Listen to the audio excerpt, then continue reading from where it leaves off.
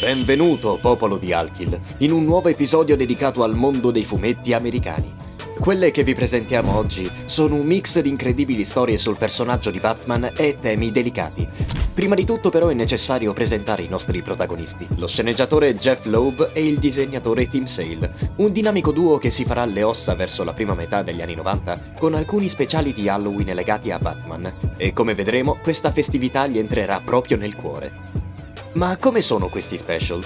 Molto carini in realtà. Il mio preferito è senza ombra di dubbio Batman Ghosts, A Legend of the Dark Knight Halloween Special, in cui vediamo un adattamento del canto di Natale di Dickens con Batman come protagonista e tre iconici villain del pipistrello a fare da spettri. Una storia perfetta per approcciare questo duo di artisti prima di avventurarci in una delle storie più importanti sul Cavaliere Oscuro.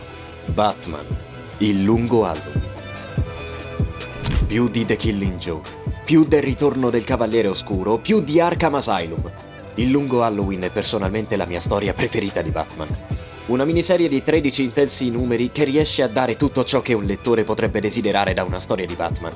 Villain freak, dubbi etici e morali, una buona dose di investigazione ed infine una estetica gotica, oscura e affascinante. Ma andiamo con ordine e presentiamo per bene la storia prima di soffermarci sulle tematiche trattate e fare qualche riflessione. Batman, il lungo Halloween, si ambienta durante il primo anno di attività di Batman.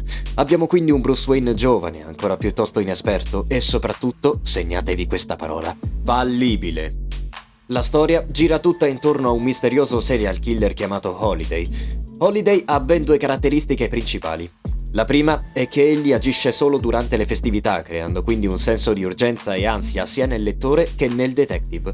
La seconda invece sono le sue vittime. Holiday uccide soltanto criminali, in particolar modo mafiosi o figure legate al crimine organizzato. Sarà compito di Batman trovare il serial killer, ma il nostro eroe non sarà solo. Insieme a lui due facce conosciute.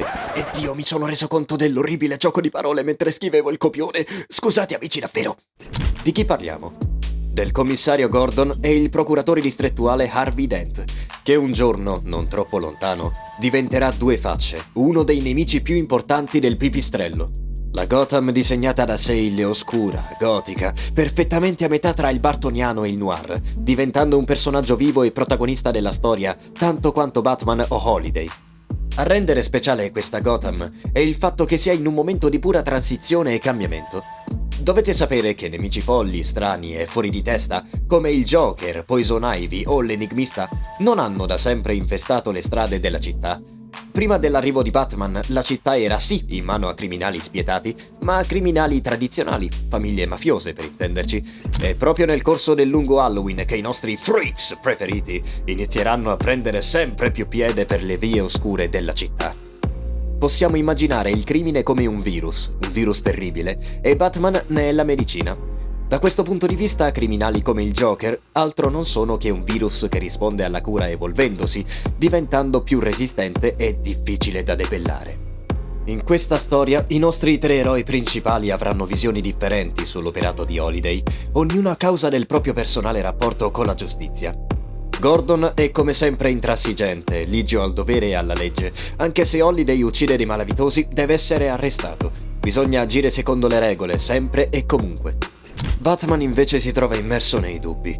Dopotutto, qual è la differenza tra lui e questo serial killer? Entrambi superano i limiti della morale e della legge. Certo, non sappiamo se i motivi che spingono il killer ad agire siano nobili, ma per Batman il dubbio persiste. Il momento più difficile per Batman in questa serie è quando il Joker con una bomba minaccerà di uccidere tutte le famiglie mafiose di Gotham in una sola volta, e Batman sarà così tentato da lasciare esplodere quel maledetto ordigno.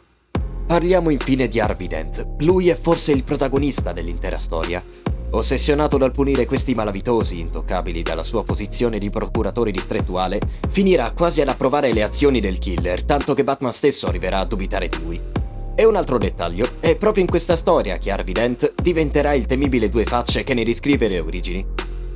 Sfigurato da un mafioso, la vita di un uomo giusto e retto verrà cambiata per sempre, in una delle più toccanti e tragiche origin story mai raccontate. Forse il Joker aveva ragione, a volte basta solo una brutta giornata. Ma quindi uccidere dei criminali è giusto o no? Holiday ha ragione? Fanno bene Batman e i suoi colleghi a provare a fermarlo o andrebbe lasciato agire indisturbato? La prima domanda è qualcosa che i lettori di manga ne avranno fin sopra i capelli a causa di Death Note, quindi cambiamola un attimo. È giusto uccidere i mafiosi? Per come la vedo io, in una città come quella di Gotham, dove la polizia è spesso corrotta e la giustizia tradizionale è ostacolata continuamente, cosa che vediamo proprio grazie al personaggio di Harvey, allora sì. Persone del genere che fanno del male non motivati da una nobile causa, dalla necessità di sopravvivenza o per pura e semplice malattia mentale, ma che agiscono solo per desiderio di denaro e potere, allora sì, vanno eliminate con qualsiasi mezzo proprio per il bene degli innocenti. Uccidendo un boss malavitoso si salvano in questo modo decine, forse centinaia di vite umane. Non è forse un prezzo da pagare più che ragionevole? Certo, in un mondo utopico ci sarebbero altre soluzioni, ma in un mondo utopico non esiste nemmeno il crimine, giusto? E certamente Gotham non è un'utopia, o non avrebbe bisogno di Batman. Ma facci sapere nei commenti cosa ne pensi tu. Gordon, Batman o Dent? Da che parte stai? Il lungo Halloween è un capolavoro senza tempo. Spero che anche voi vorrete immergervi nella lettura del più lungo e terrificante anno che Gotham City abbia mai vissuto. Ma se vi dicessi che non è tutto qui? Il lungo Halloween ha avuto un sequel, e so che queste parole vi hanno fatto tremare più di quanto farebbe Mr. Freeze puntandovi contro una pistola, ma credetemi, Batman Vittoria Oscura è un sequel con i controcazzi. Riprende le atmosfere del lungo Halloween e le amplia in modi nuovi e inaspettati. Holiday, o almeno colui che si crede sia Holiday, è di nuovo a piede libero per infermità mentale. I delitti che coincidono con le festività tornano con lo stesso schema precedente, ma cambiano gli obiettivi. Questa volta le vittime sono i poliziotti di Gotham City. Ma sarà davvero opera di Holiday? O forse si tratta di un nuovo serial killer? E Harvey Dent che fine ha fatto? Cosa nasconde Janice Porter, il nuovo procuratore distrettuale che sembra ostacolare le indagini di Batman? Tornano tutte le vecchie facce del lungo Halloween, alcune cambiate drasticamente, in molti cercano vendetta e lo scontro finale per il dominio di Gotham è ormai prossimo. Malavitosi e classici criminali da un lato, contro i nuovi assurdi freaks partoriti dai vicoli della città. Joker, Due Facce, Poison Ivy, Catwoman hanno intenzione di prendere la città e cambiare il volto del crimine di Gotham City per sempre.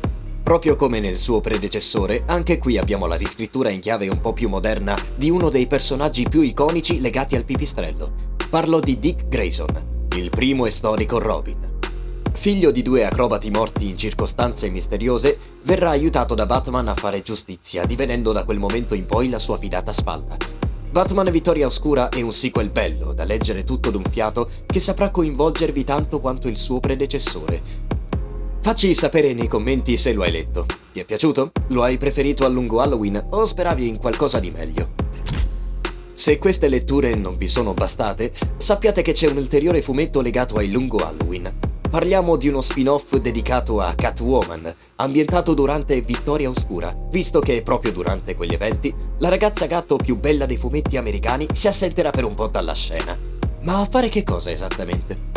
Ce lo dice Catwoman, Vacanze Romane, miniserie dedicata alla gatta che, come dice il titolo, si farà una bella vacanza in Italia, il paese migliore del mondo che ha dato alla luce un sacco di cose incredibili come la Divina Commedia, Dylan Dog, la poesia di Pacciani e ovviamente il canale Alkill, insomma, un sacco di roba davvero tosta.